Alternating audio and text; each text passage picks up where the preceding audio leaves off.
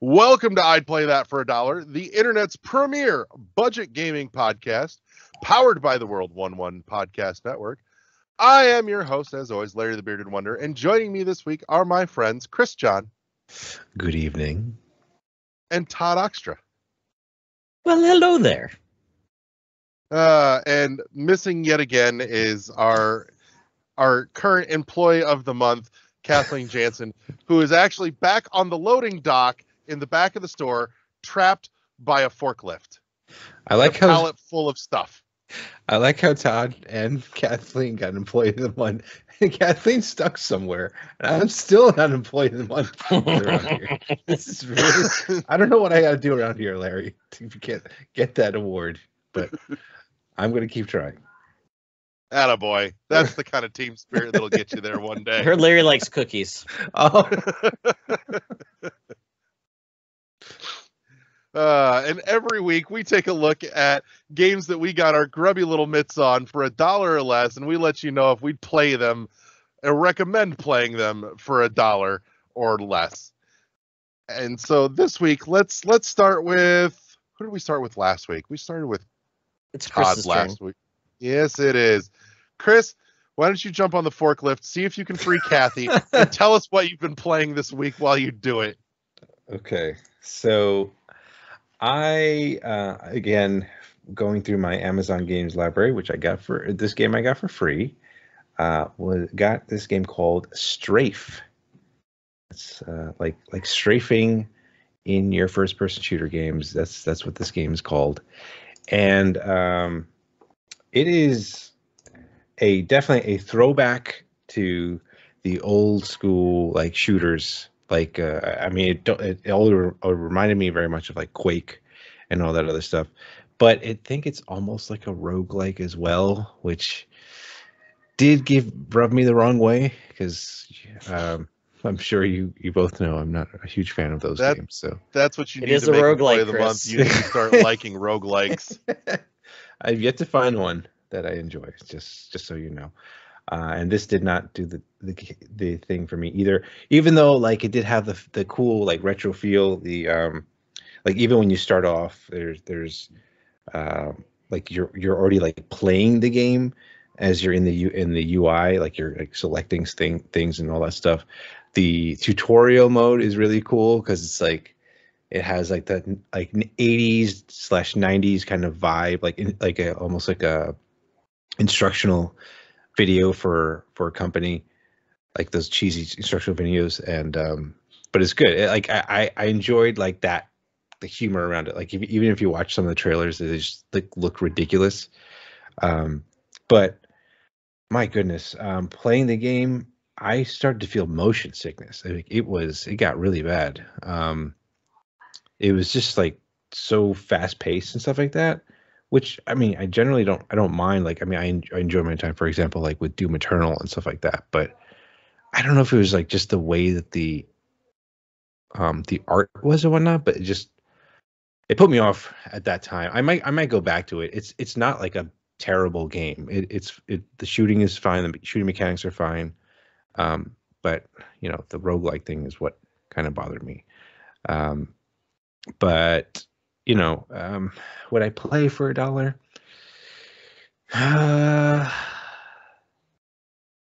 I think I want my nickel back. I need a quote though, Todd. Shoot me one. It definitely has like that 90s PC shooter feel. Yeah. I mean, in that, like, if you're really into that style of game, then you know, give it a shot. But I mean, it's okay. It's fine. Here you go. Because we all just want to be big rock stars and live in tall top houses, driving 15 cars. The girls come easy and the drugs come cheap. We all stay skinny because we just won't eat. We're not eating this game. I'll tell you that much. Not eating that game. I'm looking at it, and I wonder if the motion sick is just because of like the whole kind of gliding feel where you don't get that whole like bobbing camera walking motion. Mm-hmm. You just feel like you're gliding. Yeah, for skating. I think that might be it. Like I had the same problem when I was playing that game. Game that came out very recently, Ghost Runner. I don't know if Oh, any I of you guys. love Oh yeah, Ghost Ghost Runners. Runner. Yeah. Ghost Yeah. Runner I was cool. love Like Ghost Runner. it was really cool, but then like I think when you got into like the hacking mode, that's when like that really screwed me up. And that was where I had some time where I was not feeling good. But I tell you what, man, if you want to see like peak Ghost Runner, last GDQ, not the 2022 January one, but summer 2021, someone did a run of Ghost Runner that was absolutely amazing to watch. Just like mind-blowingly cool. So I'll check it out. God, that game looks awesome when it's played at perfection levels. Yeah, that's true. It is. It does look cool. So I need to get a physical for that now that that's out. So Physical like bend over and cough. I mean, I know games are kind of, I didn't know Ghost Runner did that, but I guess. I was gonna say, are you healthy enough to play this game? Pretty much. God, the You need a grappling little- in Ghost Runner was amazing too. Mhm. It was so much fun. But yeah. So Todd, what do you got for us this week? You know, a game that I was always curious about playing. I finally got around to doing so, and that game is Effie. I got this on Amazon Prime Games probably about 6 months ago or so. I looked at it, I'm like, it's an old guy with a beard. He's very cartoonish. I don't know what to think, but I'm like, I'll give it a try. So Effie is indeed it's a 3D action platformer. And the art style is very like cartoonish almost, both with that 3D sheen of a ukulele, as you would say. And the story is basically you're this man, I can't remember what his name is, but you are essentially aged by a witch who you have offended. So basically your mission is to get your health back or your youth back, and that's what you're all going through. And it has levels, not levels per se, it's an open world, but you do know what you have to do next. You can kind of see the world laid out in an open world map. And actually I was worried. I thought it was just going to be a platformer, but then you start getting, as you get rewarded, you get this shield. The shield is kind of for melee. You can do certain things. Then you find out you can surf on the shield. And then, oh, that's cool. So for traversal, it's pretty neat. Can't use it all the time, but use it at certain areas. And then you can throw the shield like Captain America later on in the game. I'm like, okay, you get powered up, you get leveled up. It's very fun. The platforming isn't punishing. The level design's pretty good, and the controls are pretty spot on. The story is very cute and fun. Basically, you're the father. You're telling your story to your little girl, I believe, whose name is Effie. That's why it's called Effie. But man, it's $20 on all systems. But man, I think this game, when you talk about first appearances like ukulele, this one is far better than ukulele in regards to what I experienced with it, the combat elements plus the platforming, discoverability, looking for all the power ups and things you need. I enjoyed it quite a bit. I just really was taken aback, and it's I don't know how long the game is. I think it was like 5 or 6 hours to beat is when I looked. So I'm about 2 hours in, so I haven't beat it, but it was a lot of fun. I was just really having a good time until I had to put it down. So if you're looking for a good time on Effie, I thought it was a lot of fun. I think it would be great on Switch or something like that. I think it would be a great game for kids, actually, like their first 3D platformer, because it's not too difficult. Yeah, I'm looking at it going, it's like, just looking at it, this is one of those that could be not bad or, really terrible. Oh yeah, that's what I was worried. I'm like, it looks pretty decent. Yeah. It could like control horribly. I was actually pretty satisfied with its controls. I was saying that's the thing that, when you said that, I'm like, right on. Somebody got one right. Yeah. So how's the music in that? It's pretty generic. And the storytelling, I see what they're going for. It's a little cheesy at times, but still it's more so than I expected it to be, really, with the production values. You told me the plot of the story here is this dude gets, aged into old age by a witch that he pissed off, and I'm like, okay, so we're playing Howl's Moving Castle. Pretty much, yeah. And it's not like he's like fat and his knees don't work. He just looks like he's gray. So I'm like, is that Right. all it was? I don't know. I mean, does he feel like, man, ouch, I didn't hear my back hurts. Oh, can I have my Yeah. medicine? I soiled myself. I mean, I think of different things when you think of age, right? Most important item you get in the game is a life alert button. or diapers, right? Yeah. So a bedpan, maybe? I don't know. Sorry. It's actually not a shield. It's a bedpan. I didn't even notice that. Whoa. Wow.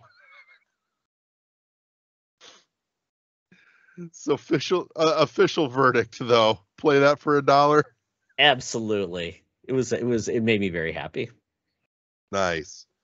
All right. So let's see if we can get the triple crown this week, because last week mine went terribly. And I don't know that I've entirely recovered yet, but I'm going to try. In fact, last week was so bad that I have gone back in time to try and rectify my mistake. Jeez. Did it work? Because this week played the Journeyman project Pegasus Prime. And let me tell you, I've got a very big soft spot for this game in my heart for a very, very long time. It's an old PC point and click adventure puzzle game, and it's actually a remake of the Journeyman project from even further back. And what happened was this company, Presto Studios, made a sequel to the Journeyman project called Buried in Time, and decided, you know what? We did a really good job with this engine on Buried in Time. It looks great. We'd like to bring our original game up to snuff with this one. And so they used the Buried in Time engine and basically completely redid the original Journeyman project and called it Pegasus Prime. And the game has you essentially going back in time to try and stop somebody from screwing with a couple of critical points in history, so that humans don't get invited to join a alliance of alien races, and your job is to go back and essentially stop him so that we do get into this alliance, and, you know, peace and prosperity reign and save the day and all that goodness. And this is one where I don't think, as far as old PC point and click, the puzzles never felt too obscure. It's always more logic puzzle than, you know, weird video game developer logic. Visually, honestly, the game still holds up to me personally as a marvel of its time. It was one of the first games to really push, or one of the first series even, to really push like full motion video, and this remake took the original and pushed it even further for its time. And I always loved and adored the story, and seeing it redone and, you know, brought a little further up to current, at least for the time when it came out ages ago, always just makes me happy. It was really well done. I like the puzzles. I like the story. I remember back in the day, honestly, going and putting the original CD-ROM in my PC and opening up File Explorer to dig out the music tracks to listen to, because there were music tracks in there that I really loved. But no, I would absolutely play this for $1. And on occasion, on at least good old games, I think you can find it for $1 or less. But my copy came to me for free, actually, as a gift from the development staff when we had them on our show World 1-1 years ago. Oh, wow. And they were kind enough to send me a signed copy for free. Wow. Oh, very nice. Awesome. Like a digitally signed, like an NFT? No, like an actual DVD release with the disc signed. Nice. So for a long time, I think we figured out that it never actually managed to make it out, but for a long time there was talk that this game had actually gotten a release on PlayStation 1 in Japan only, but I think we managed to find out that that was never the case either, because even the staff was like, we're not sure if it ever happened or not. So, but yeah, that's the Journeyman project, Pegasus Prime, and it's the beginning of a trilogy of really well told games with a lot of personality and a lot of fun. So, if point and click adventure games are your thing, like, you know, Mist and Riven and all that, highly recommend. I honestly can't recommend enough. The entire trilogy is fantastic. And you don't even need a CD-ROM to play these games anymore, like back in the No, days. not anymore. Pegasus Prime is actually on Steam now too, which is when we coordinated our original interview with them was for the game's release on Steam several years ago. So, but no, That's cool. Play it for $1 all day long. That series will always take me back to a happy place. And it allowed me to go back in time and stop myself from playing Infinity. Or did you?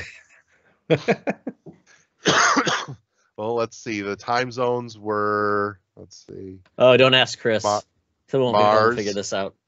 No, don't you Mars. dare. Australia, NORAD, prehistory. Yeah. No, I was able to go back far enough. Nice. So, but I think that does it for us this week. I want to say thank you to my friends Chris and Todd for coming and hanging out with me. Thank you to Kathy for running things in the back. Just keep shouting at everybody else what to do and where to put stuff while they're unloading the truck. Don't worry, I'm sending Chris back to move the forklift for you, Kathy. We're coming. Don't worry. Chris is on a smoke break. Sorry. Whatever you do not smoke next to the propane storage. Well. And thank you to everybody for tuning in. And we'll see you all next week here on I'd Play That for $1, powered by the World 1-1 Podcast Network. Press start to engage your mind. Peace. Bye. Bye.